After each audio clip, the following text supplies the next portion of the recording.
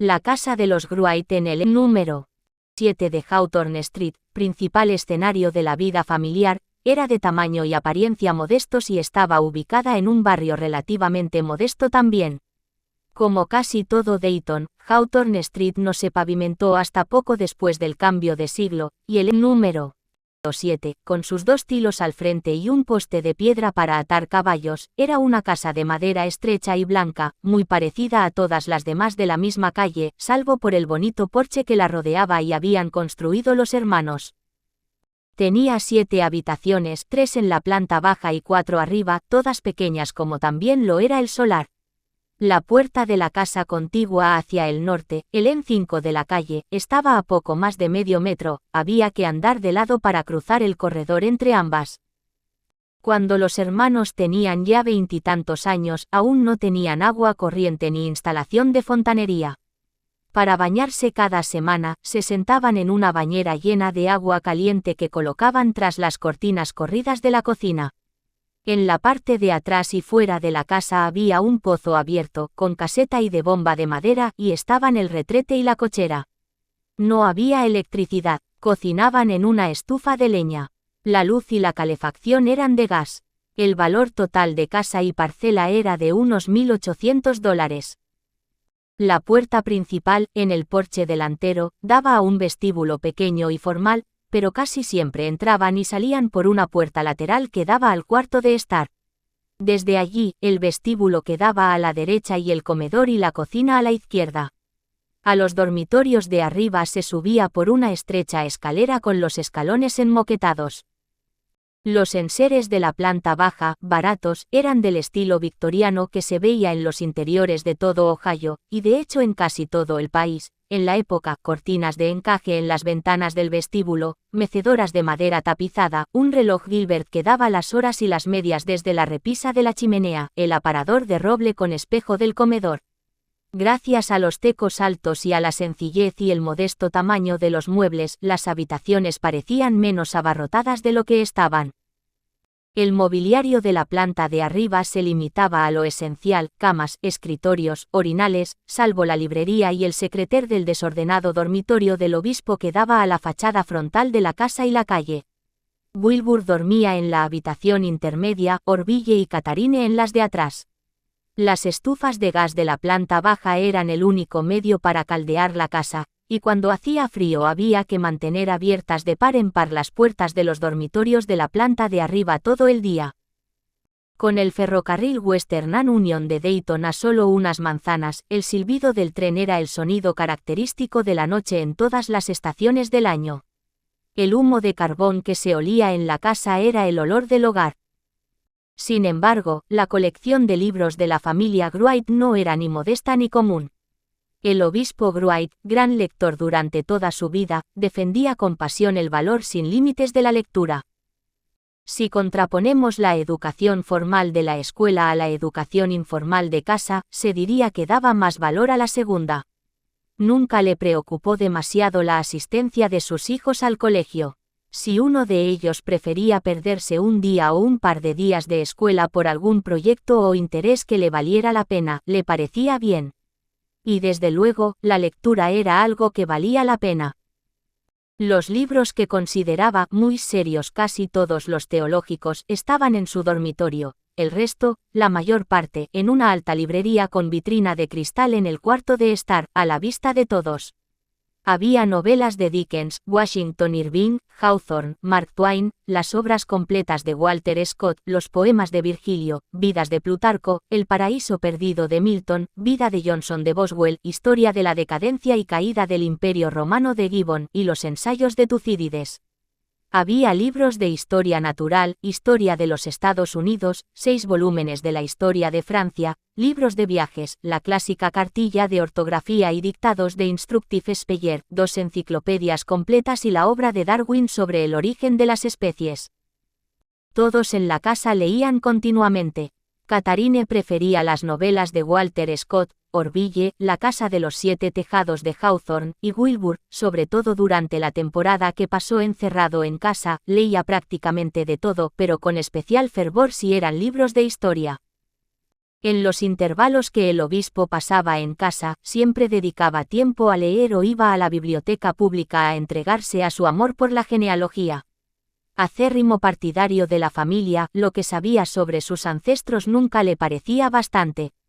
Deseaba que sus hijos también los conocieran, pero además que fueran abiertos y receptivos sin dejar de pensar por sí mismos. Como se ha dicho, tenía muchas inquietudes. Hablaba a sus hijos con toda libertad de cualquier tema, afirmó Orville, menos de hacer dinero, asunto al que daba poca consideración. Entre las obras eclesiásticas que ocupaban las estanterías de su dormitorio estaban los escritos del gran agnóstico de Robert Ingersoll, que animaba a leer a los hermanos y a Catharine. La mente debe ser fiel a sí misma, debe pensar, investigar y alcanzar conclusiones por sí sola, escribió Ingersoll. Al parecer, los hermanos dejaron de asistir habitualmente a la iglesia por influencia precisamente de Ingersoll y el obispo aceptó el cambio sin protestar. Es reseñable que a pesar de la dedicación del obispo al trabajo eclesial, la religión no saliera a colación casi nunca en las cartas a sus hijos, ni tampoco en las de ellos. No había citas bíblicas o imágenes religiosas enmarcadas decorando el hogar, a excepción de la lámina en color de Santa Dorotea que colgaron a la izquierda de la chimenea, en el vestíbulo, pero allí era donde Orville dejaba la mandolina apoyada en la pared, y la santa era patrona de la música. Años después, un amigo le dijo a Orville que él y su hermano siempre habían sido un ejemplo de lo lejos que unos estadounidenses sin privilegios podían llegar en la vida. Pero no es cierto que no tuviéramos privilegios, contestó Orville con énfasis. Tuvimos la gran ventaja de crecer en una familia que siempre alentó la curiosidad intelectual. Capítulo 2. A principios de 1889, todavía un estudiante de instituto, Orville abrió su imprenta en la cochera de detrás de la casa, al parecer sin objeciones del obispo. Orville, al que desde hacía tiempo interesaba la impresión, había trabajado de aprendiz en una imprenta local 2 veranos, y él mismo se diseñó y construyó su prensa con una lápida desechada, un muelle de calesa y chatarra. Pasado un tiempo, viendo mi empeño por ser impresor, mi padre y mi hermano me regalaron una pequeña prensa, explicó Orville más adelante, y con la ayuda de Wilbur, que por entonces ya se disponía a reanudar su vida, lanzó un periódico, el Westside News, dedicado al devenir de la zona de Dayton donde vivía, en la orilla occidental del río, y a las actividades que allí se ejercían. La primera edición, de 4 páginas, apareció el 1 de marzo con anuncios de 17 establecimientos locales, entre ellos la farmacia de F. P. Nipkin, la tienda de telas de W. A. Lincoln con su oferta de grandes gangas, los ultramarinos de Winder, la lavandería Cleveland y el almacén de piensos H. Ruse. Orville figuraba como director. La suscripción costaba 45 centavos anuales o 10 centavos por quincena. El contenido editorial de este número y los que siguieron consistía principalmente en un artículo conciso de interés general y breves y numerosas noticias locales variadas que al parecer seleccionaba Wilbur. Lo mismo informaba de la avería de un vagón de carga en el puente de Wolf Creek, que de la magnífica acogida de la conferencia que dio el catedrático C. L. Los sobre Shakespeare ante un nutrido público en el instituto, o del incendio que había destruido por completo la fábrica de maletas de W. Y. Denny, la gran colección de huevos de ave que George LaRue, residente en South Hawthorne Street, donó a la biblioteca pública. También decía que Miss Carrie B. Osterday, de West 3rd Street, y G. J. Nicholas, de Tula Paisley Street, habían contraído la fiebre tifoidea. O que los oficiales de policía O'Brien, Urmey y Kitzelman habían detenido a Ed Kimmel y a otro chico por robar pollos. Al mismo tiempo, también se mencionaba la desastrosa inundación de Johnstown, Pensilvania, o la terminación de las obras de la Torre Eiffel de París. De vez en cuando, los hermanos incluían artículos de otras publicaciones si los juzgaban dignos de la atención de los lectores, como el titulado «Anima a tu hijo» que sacaron de Architect and Building News. No esperes a que el chico crezca para empezar a tratarlo como a un igual. Cierta confianza en sí mismo y palabras de aliento y consejo, darle a entender que confías en él, le ayuda a hacerse un hombre mucho antes de serlo en años o en centímetros. Si el chico ve que es capaz de hacer objetos con sus manos, le será más fácil adquirir esa confianza. Además, la planificación necesaria para acometer el trabajo conlleva una disciplina y unos conocimientos de gran valor para él. A finales de abril, el periódico daba beneficios y Orville trasladó el negocio a un local que alquiló en West 3rd Street, la calle por donde pasaba el tranvía eléctrico de Dayton. Wilbur tenía ya 22 años y figuraba en los créditos como director. Un amigo de Orville en el instituto, Paul Laurence Dunbar, el poeta de la clase y único alumno negro del colegio, se hizo colaborador del West Side News. Más adelante, cuando sugirió publicar un semanario para el colectivo negro, Orville y Wilbur lo sacaron pidiendo un préstamo, pero duró muy poco. Se dice que Dunbar, en homenaje a su amigo, escribió en tiza en la pared de la imprenta estos versos. Orville Wright ha llegado muy lejos. En el negocio de la impresión, no hay mente la mitad de brillante que la suya. En 1893, a instancias del obispo Wright, la Iglesia de la Hermandad Unida publicó la primera colección de poemas de Dunbar, por la que el propio Dunbar hubo de pagar $125. Pocos años después lo descubrió el director del Atlantic Monthly, William Dean Howes, y llegó a ser un poeta aclamado por todo el país. Ese julio de 1889 el periódico publicó el obituario de Susan Koerner Wright.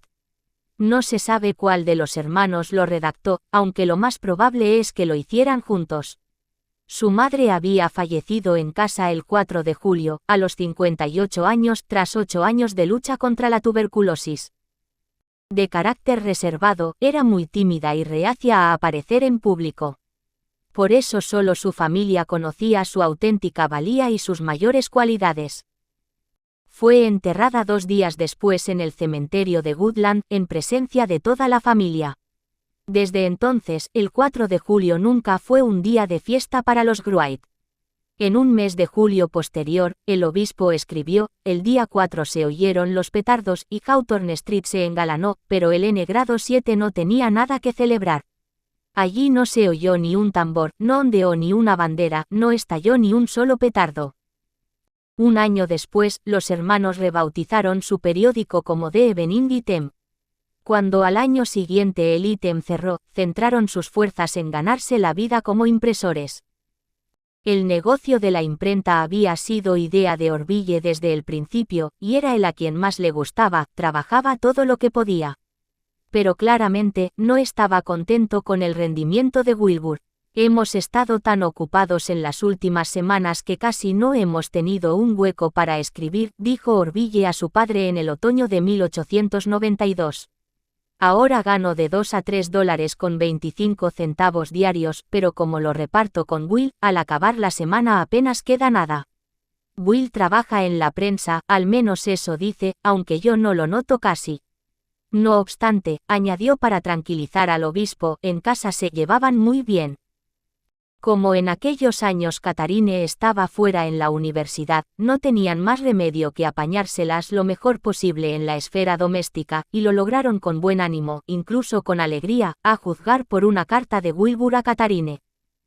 Nos hemos organizado bien desde que te fuiste. Orville hace la comida una semana y yo la siguiente. La semana de Orville comemos pan con mantequilla y caldos y café 3 veces al día. Yo le doy más variedad a mi semana. Como al final de la suya hay gran cantidad de carne fría almacenada, en mi primera mitad hay pan con mantequilla y estofado y café, y la segunda pan con mantequilla y huevos con boniatos y café. Nunca discutimos por ver a quién toca cocinar cada semana. ¿Por qué no? Pues está clarísimo, si la mujer de Jack Sprat no se hubiera empeñado en cocinar solo grasa, seguro que a Jack tampoco le habría dado por cocinar una semana sí y otra no 3. Por aquella misma época fue cuando también se decidieron a acometer reformas sustanciales en la casa, construyeron un espacioso porche alrededor e instalaron ventanas nuevas y más grandes en la planta baja y contraventanas en la planta superior. Todo lo hacían ellos.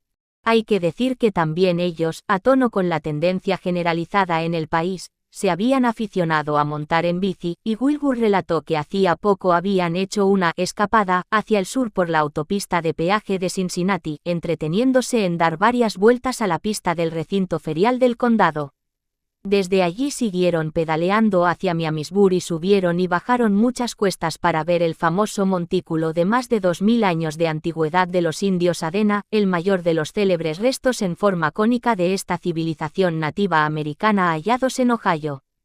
En total hicieron 50 kilómetros. Las bicicletas se habían convertido en la sensación de la época, una fiebre en todas partes. No eran ya los velocípedos de las décadas de 1870 y 1880, sino las llamadas bicicletas de seguridad con las dos ruedas de igual tamaño. La bicicleta supuso una bendición para toda la humanidad, y sus bondades lo eran para el espíritu, la salud y la vitalidad, para la vida en su concepción más amplia. Los médicos no dejaban de cantar sus alabanzas, y en un artículo de Revista Americana de Obstetricia y Enfermedades de Mujeres y de Niños, un doctor de Filadelfia infería de sus observaciones que la bicicleta es uno de los mayores inventos del siglo XIX para el ejercicio físico de hombres y mujeres. Se alzaron voces de protesta que tachaban las bicicletas de moralmente peligrosas. Hasta ahora, ni niños ni jóvenes habían podido alejarse mucho de casa a pie. Ahora, advertía una revista, en un cuarto de hora podían poner kilómetros de distancia por medio. Por culpa de las bicicletas, se decía, los jóvenes no dedicaban tiempo suficiente a los libros, y lo que era más grave, los trayectos urbanos y rurales en bicicleta en muchos casos se acompañaban de seducciones. Estas zozobras tuvieron poco eco. Todo el mundo montaba en bicicleta, hombres y mujeres de todas las edades y todos los ámbitos. Surgieron clubes de ciclismo en campus universitarios e incontables ciudades y localidades, entre ellas Dayton. En el colegio universitario de Oberlin, Catharine y un grupo de compañeras posaron para una fotografía memorable junto a sus flamantes bicicletas. Todas parecen encantadas, pero la sonrisa de Catharine es la más ancha.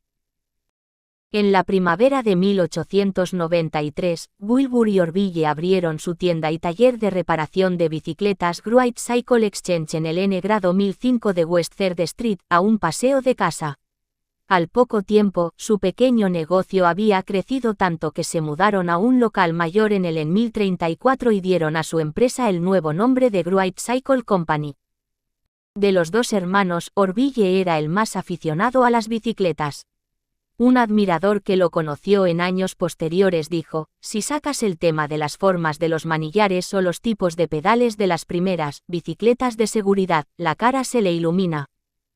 Siempre activos, incapaces de estar ociosos, los hermanos pasaron a dedicar sus horas libres a reformar el interior del N-Grado 7 de Hawthorne Street. Construyeron una nueva chimenea de gas con su repisa para el cuarto de estar, rediseñaron y reconstruyeron la escalera, renovaron tapicerías y cortinas, empapelaron las habitaciones, tecos incluidos, con un nuevo papel de colores claros, cambiaron la moqueta, y Catharine les ayudaba cada vez que volvía a casa cuando no había clases en la facultad. La aportación personal y distintiva de Wilbur fue su grabado decorativo del nuevo pilar de la barandilla al pie de las escaleras. Al comienzo de la primavera de 1894, la reforma estaba casi terminada. El sábado 31 de marzo, el obispo Wright anotó en su diario: día nuboso, pero templado. En casa, Orville y C.K. Catharine lo organizan todo.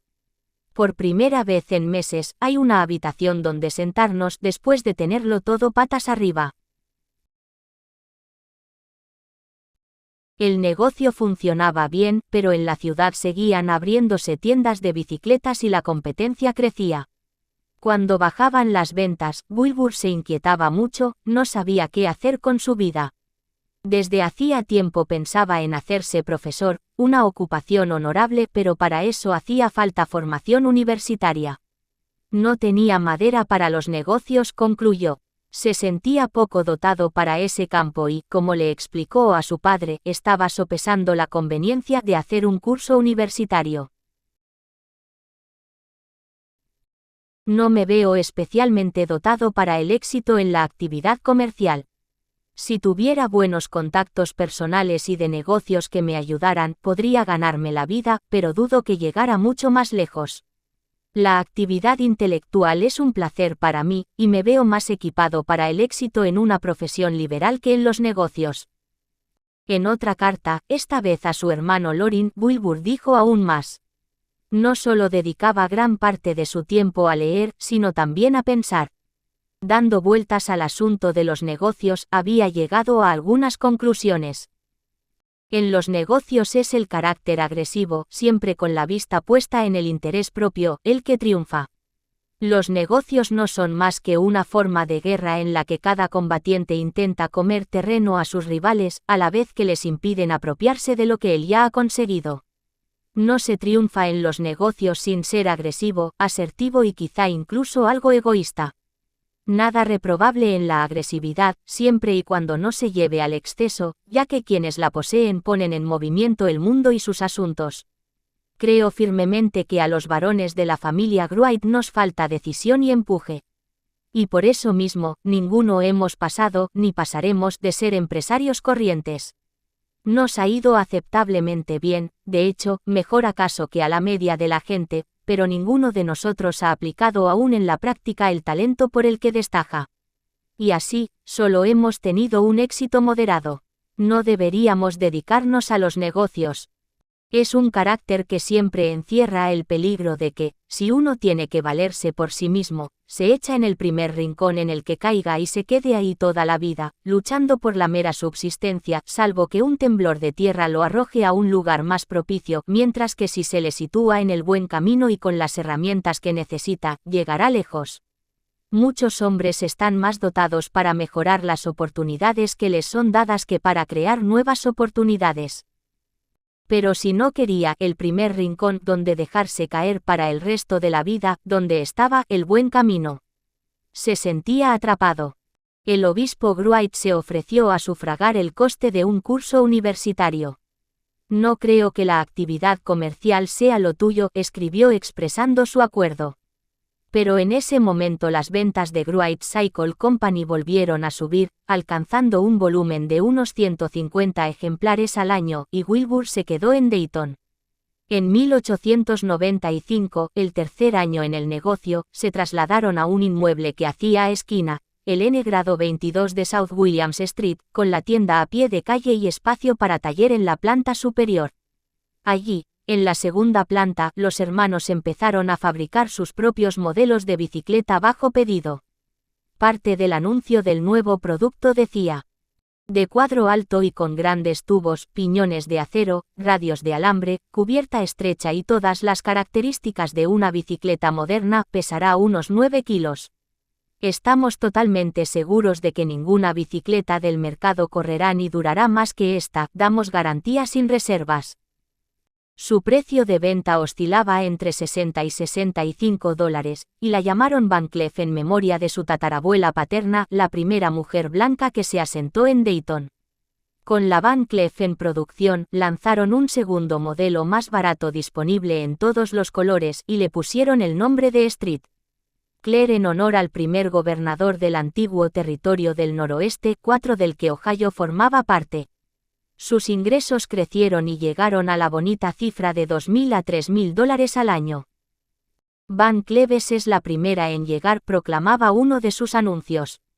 Y en su catálogo, los hermanos proclamaban: con un trato justo y generoso al cliente, hemos levantado un negocio grande y próspero, y nos complace afirmar que los que llevan una Van Cleef son los que más saben de la ciudad de bicicletas y su construcción. Sin su ayuda en la propagación del buen nombre y las virtudes de la Van Cleef, no habríamos podido llevarla a su posición actual en la estima popular. Gracias a su testimonio, Van Cleef es sinónimo de excelencia en la construcción de bicicletas.